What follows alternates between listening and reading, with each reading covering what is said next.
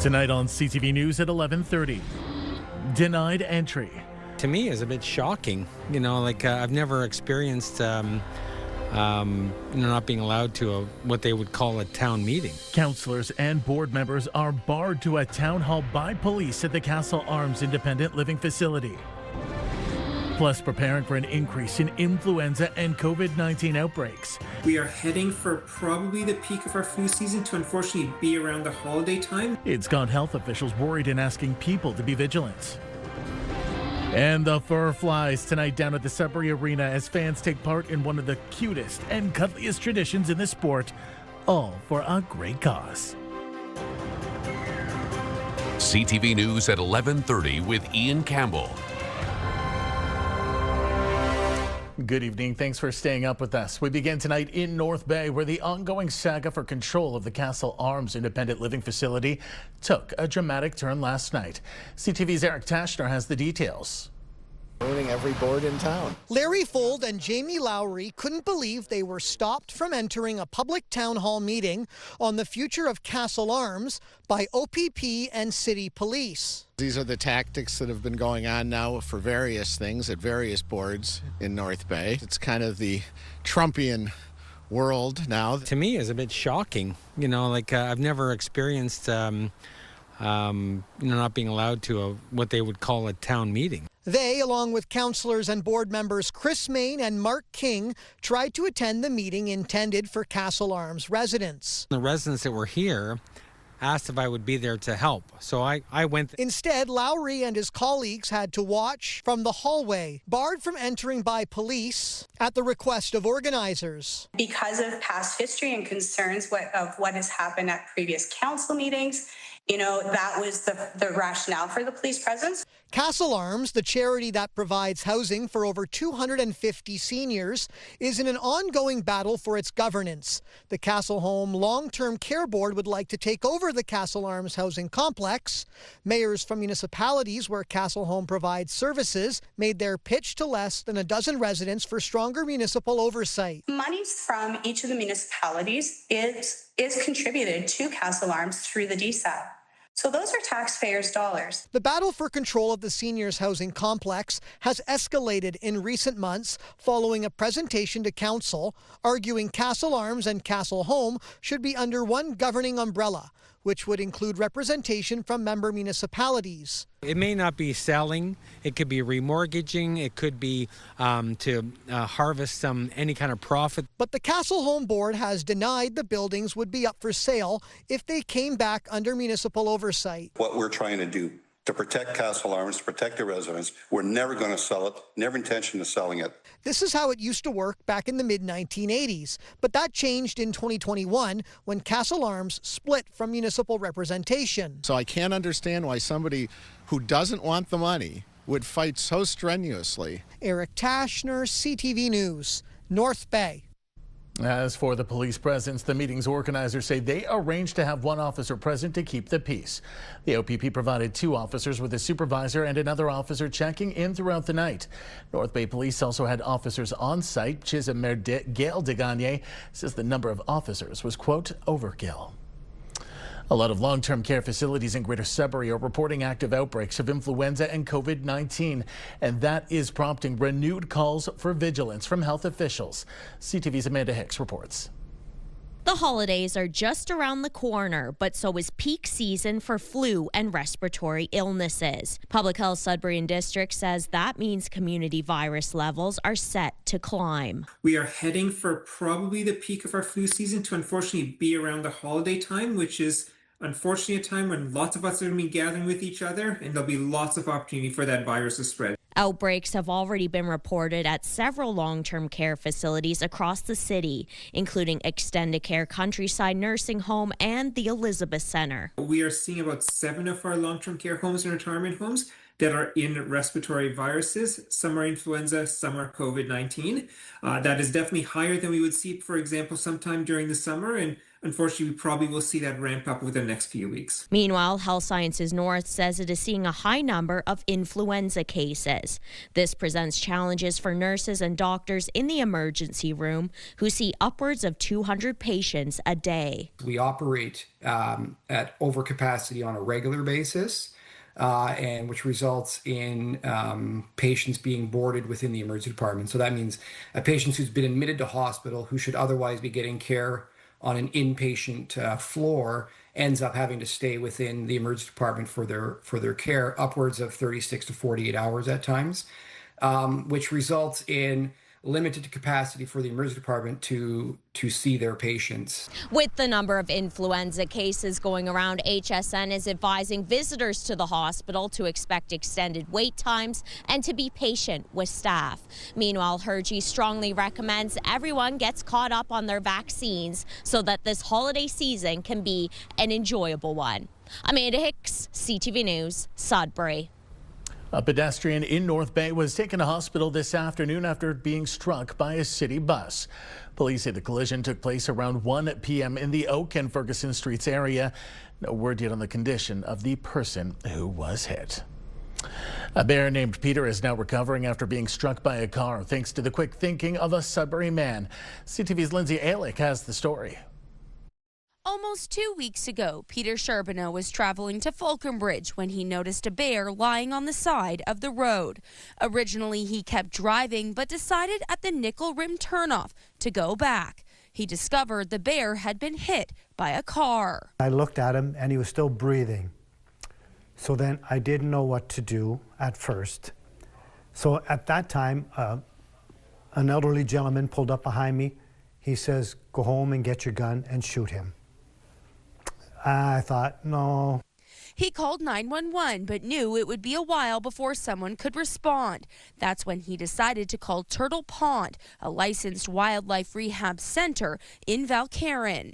We're what's considered a generalist, so we take in just about everything. But there are rehab centers out there that specialize, and Mike is one of them. I drove the bear down to Caledon to a wonderful group of wildlife vets, the National Wildlife Center of Caledon. And the vet team sedated the bear, x-rayed him many times to make sure there's no broken bones, and there was no broken bones. Then they proceeded to clean the forearm and stitch him up. The 2-year-old bear named Peter will continue to heal at Bear With Us until he is returned to the wild next summer. At that time, McIntosh will work with the MNR to find a release location.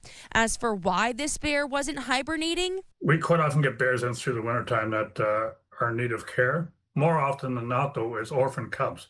Cubs that are orphaned during the fall. And most often a bear hunt, which orphans kills the mothers, and those cubs come out of hibernation because they're starving and underweight and can't sleep.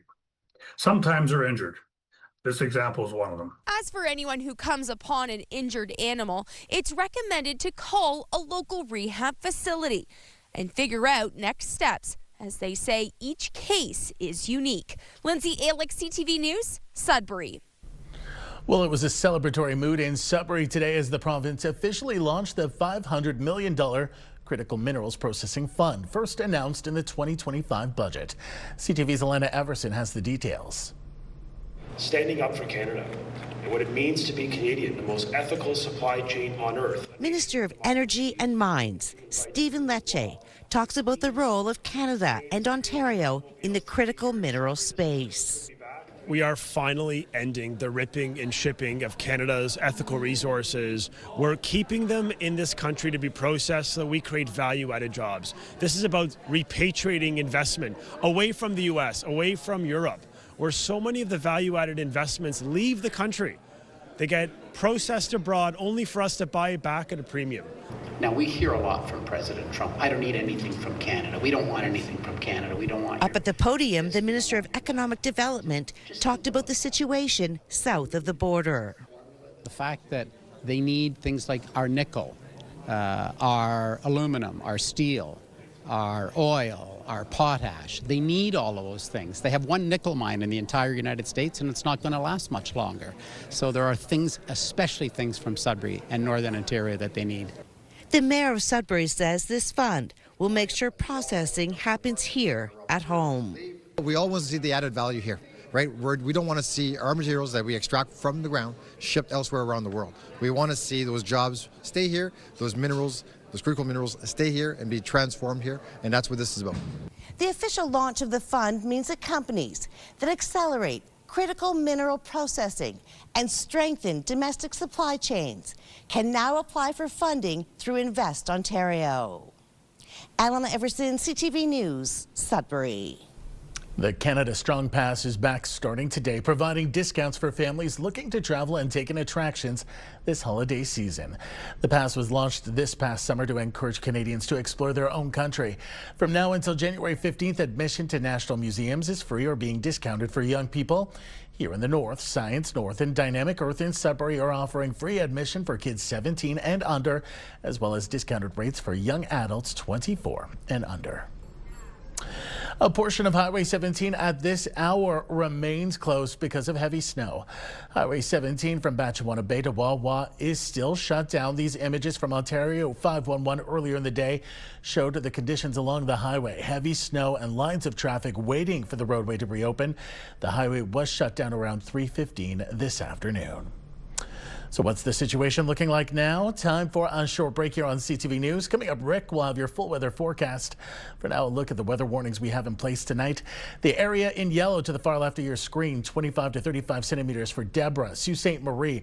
Reduced visibility beginning overnight into Saturday night. Pakasaw, 15 to 20 centimeters. Espanola moving east, 10 to 25 centimeters. We're starting to see a system move off Georgian Bay.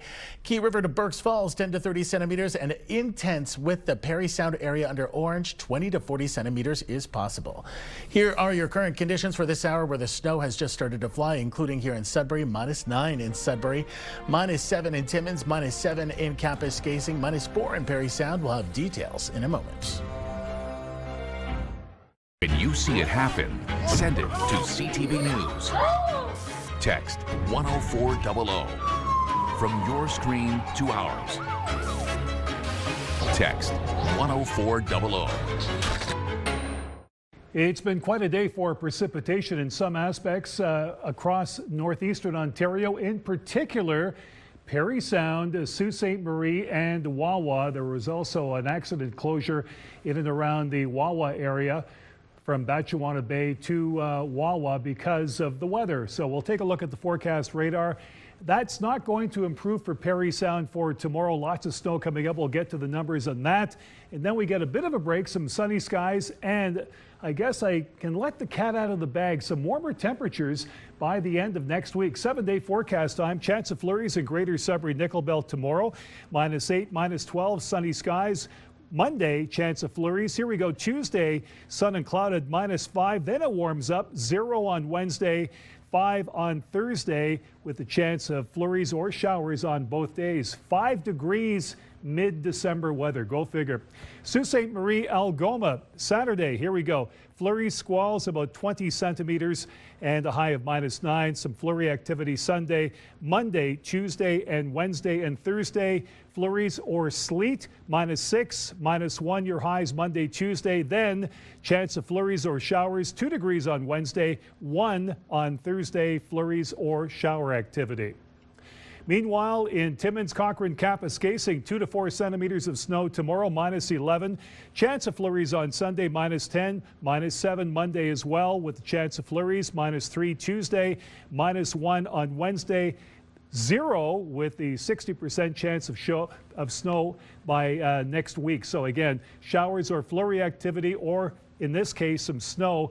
A big difference in the weather forecast from what we've got now and what we're going to get in a couple of days. To Miskaming Shores and Kirkland Lake, flurries tomorrow -6, -11 on Sunday, -9 Monday, -7 with the sunshine on Tuesday. Flurries or showers Wednesday, -1 and +4. Yes, +4 by next Thursday. Chance of snow or rain in the forecast. Now we'll look at what's happening North Bay or West Nipissing. Flurries for tomorrow, -5, -12. Sunny skies Sunday, Monday, chance of flurries and some of those warmer temperatures. 0 Wednesday, 4 degrees on Thursday with a chance of flurries or showers. So Ian Campbell, we're in for a big change. It's going to take place by the end of next week with some warmer temperatures. Back to you. I am looking forward to it. Thanks so much, Rick. Well, a firm no from the Premier this morning on the idea of selling off the province's $80 million inventory of U.S. booze and donating the cash to food banks. Just days ago, Doug Ford said he'd look into it with the LCBO, but now he's shutting the door on the proposal. Well, we aren't going to do that. This is President Trump that's trying to attack our economy. He's trying to take jobs. And really, the wine industry in Ontario has seen a 79% increase. This is helping Ontario with jobs and people with jobs. And until he makes a deal, a fair deal for Canada and Ontario, the answer is absolutely not. Manitoba, PEI, Nova Scotia, and Newfoundland and Labrador have sold part of their surplus U.S. alcohol to raise funds for charity.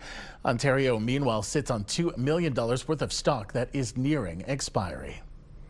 3 Scottish men accused in the 2023 death of an Owen Sound restaurant owner appeared in court today, hours after being extradited to Canada. CTV's Mike Arcelides has the details. These are the 3 UK men police have charged in the killing of Sharif Rahman. Robert Evans Jr., now 25, along with his father Robert Evans Sr. and Uncle Barry Evans, made their first court appearance in Owen Sound today. This just hours after being extradited from Scotland, where they consented to being brought to Ontario to stand trial. According to Scottish court documents, investigators believe the 3 men, while visiting Ontario 2 years ago, found themselves in Owen Sound. Robert Jr. and his Uncle Barry went out to dinner on the night of August 17, 2023. Police said after skipping out on a $150 bill at the Curry House along 2nd Avenue East, the then 23-year-old Robert Evans Jr. was confronted by Rahman. Investigators say that's when Evans Jr. punched Rahman and knocked him to the ground, where his head struck the sidewalk. Rahman died a week later in a London, Ontario hospital. Following the incident, police say the accused fled the scene, and according to public court records from the Edinburgh Sheriff Court, Barry Evans drove toward his nephew sounding the car horn, shouting at Robert Evans Jr. to run, then allowed him to get in his car before driving off. A day later, police say Robert Sr. booked a one-way flight for his son back to the UK. It's alleged Barry Evans went to the hotel in town where he had previously booked rooms and erased any trace the men were staying in Owen Sound. Barry Evans and Robert Sr. are charged with being accessories after the fact for their alleged actions in the hours and days that followed Rahman being rushed to hospital. Robert Evans Sr. also identified himself in court as Justin Jones. A publication ban prevents any evidence heard in court from being revealed. Robert Evans Jr. is scheduled to make his next appearance inside an Owen Sound courtroom by video from jail on Monday. His uncle and father will have to wait until early in the new year. The allegations against the accused have not been tested in court. Mike Arcelides, CTV News, Barrie. Still ahead tonight on CTV News. It was teddy bear toss night down at the Sudbury Arena, but the magic didn't stop just there. We'll show you how the Wolves fared after this. Well, what a night to be a Sudbury Wolves fan. A fan of hockey, a fan of helping out fellow Northerners in general. The Sudbury Wolves were playing Owen Sound, but more importantly, it was teddy bear toss night. Take a look.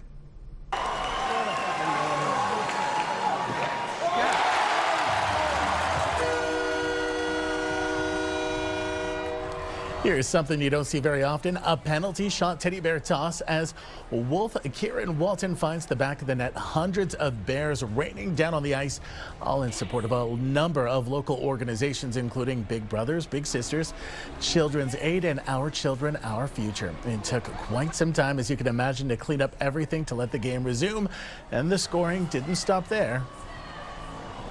Just eluded his grasp, but Hovan is there to help out. And then Villeneuve jams towards the front of the net. They score! Nathan Villeneuve would go on to score the fourth unanswered goal towards the tail end of the second period, tying things up at 6 apiece before heading into the third. Things would stay relatively quiet through the third and overtime, taking this one into a shootout. Sudbury goes on to take it by a score of 7-6 thanks to a shootout goal once again from Villeneuve. Big night for Nate. The Wolves are now off until Sunday when they play host to the Brampton Steelheads. Meanwhile, speaking of the Steelheads, they were in the Sault tonight facing off against the Greyhounds down at GFL Memorial Gardens. The Sioux pulling this one out thanks to 3 goals in the third period to take the 4-3 win. It was a busy night over in the NOJHL with 5 games on the docket, starting in Hearst, where the Lumberjacks pulled one out over the visiting Sioux Eagles 6-4. The French River Rapids fall to the Powassan Voodoo down in Noelville 7-0 in front of the hometown crowd. A big night for the Sioux Thunderbirds in Espanola. They beat the Paper Kings 7-0. The Kirkland Lake Gold Miners managed to snuff out the Iroquois Falls Storm 4-2. And a very busy night down at the Mac in Timmins, where the Blind River Beavers fall to the Rock 7-1. Well, the final push is on for those at Christmas cheer in Sault Ste. Marie. It's less than a week until families start picking up their packages to surprise the young ones on the 25th. Boxes are nearly packed and awaiting drop-off at many of the sub-depots across the city. Volunteers with Christmas cheer are calling families to know where and when to pick up parcels on the 17th. Organizers expected the need would be higher than usual, but the number of families registering for Christmas cheer blew away expectations. It is a humongous year. We are over 300 families more than we were last year. We're at 2,100 and 100, say, approximately right now. And so we knew that there was going to be a greater need. We weren't calculating on exactly that much, but we are fortunate that we do have the funds to cover that. Marshall says this year will likely deplete the majority of Christmas cheer's financial reserves. They are still accepting donations until Wednesday. Well, the 8th annual Pure Country Diaper Drive wrapped up today. CTV's Madison Merrier has the results. After a chilly week of collecting diapers in the Pure Country Drive, volunteers and organizers are still spreading cheer. It's become a staple in our community for our listeners, for Sudbury, and most importantly for the Pregnancy Care Center of Sudbury. They are the ones who do the incredible work for the families who just need a little bit of extra help. That's why we do this. That's why we rally the community. And that's why this campaign is so important and significant for Sudbury. This year, Pure Country challenged the community to raise 1,000 cases. I absolutely think that we can surpass our goal this year. We've been aiming for 1,000 cases of diapers, but we've been accepting wipes, monetary donations as well. And I mean, Sudbury always shows up when we put the challenge out there. I think this year is going to be no different. And this year, the donation drive brought in just over 1,200 diaper cases. We serve between 300 to 500 families each year at the Infant Food Bank. So every child that comes in under the age of 2 will get diapers. So that's quite a few children that need it. So it's extremely important to us. Bonhomme said that these donations will last until June and make a major impact to the Pregnancy Care Center and Infant Food Bank.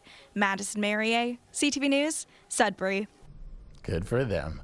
Finally for us tonight, a Timmins family is spreading some Christmas cheer with a huge inflatable Santa Claus. And I mean, we are talking big. 2 brothers have set him up in an ideal location. CTV's Lydia Chubak reports. There's a new face towering over Timmins' Power Avenue neighborhood, and he's impossible to miss. Standing 40 feet tall, this massive inflatable Santa in his classic red suit and toy-filled sack has become a local attraction.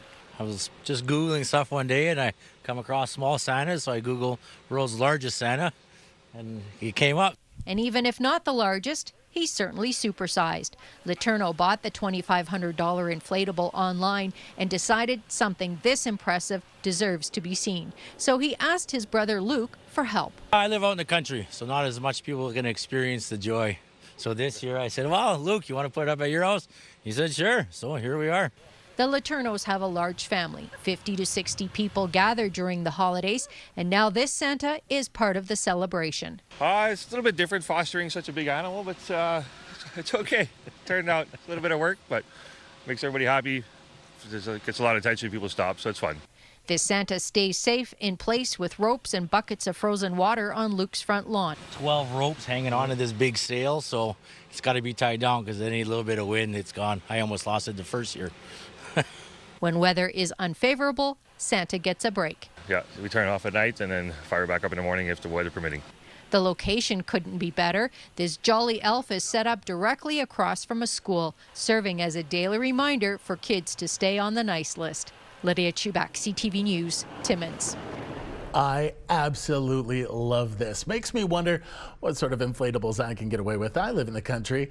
If you're in French River, I'll see you at the Christmas parade in Noelville tomorrow night, and I'll bring along a few friends. I think Rick, Angela, and Eric are all coming. It starts at 5. For the rest of you, I hope you have a happy and safe weekend. Enjoy these next few days.